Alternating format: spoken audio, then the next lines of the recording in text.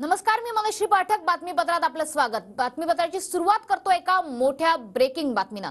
एकनाथ खडसेंना दाऊद छोटा शकील गँग कडून धमकी मिळाली आहे. मुक्ताईनगर पोलिसात खडसेंनी त्या संदर्भातली तक्रार दिलेली आहे. 4 वेगवेगळ्या मोबाईल नंबरवरून खडसेंना ही धमकी मिळाल्याचं समजतंय. आपल्या सोबत स्वतः एकनाथ खडसे हे फोन लाईनवरून जोडले गेलेले आहेत. एकनाथजी, काय नेमकी धमकी मिळालेली आहे? आपण मुक्ताईनगर पोलीस ठाण्यामध्ये तक्रार देखील दाखल केली आहे.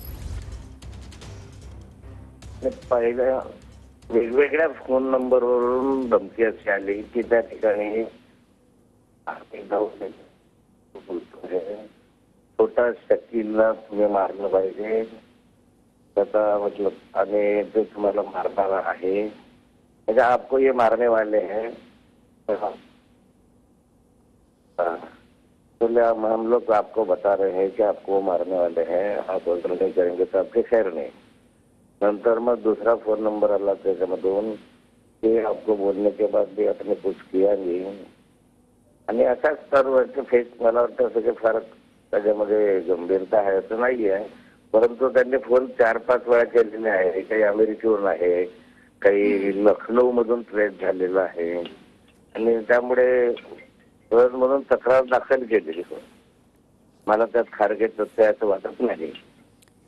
तक्रारीनुसार पोलीस चौकशी करतील.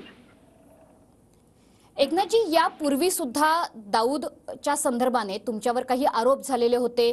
दाऊदशी फोनवरनं तुमचं संभाषण झालं. या संदर्भाने बरंचसं राजकारण सुद्धा रंगलेलं महाराष्ट्राने बघितलेलं आहे.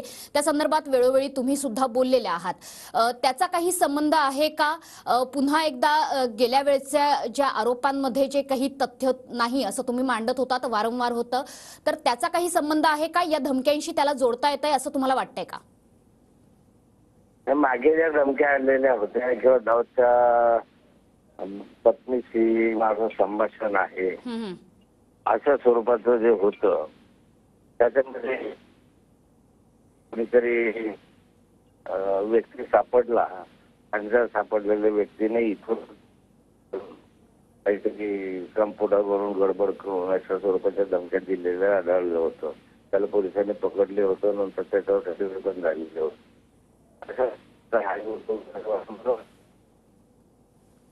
मात्र लोकसभा निवडणुकीच्या पार्श्वभूमीवर अशा प्रकारे 4 वेगवेगळ्या मोबाईल नंबरवरनं धमक्या येणं ही गंभीर बाब आहे असं तुम्हाला वाटतंय का? तुम्ही पोलीस ठाण्यात तर तक्रार दिलेली आहे, मात्र आता गृहमंत्र्यांनी यामध्ये लक्ष घालावं असं तुमचं आवाहन आहे का?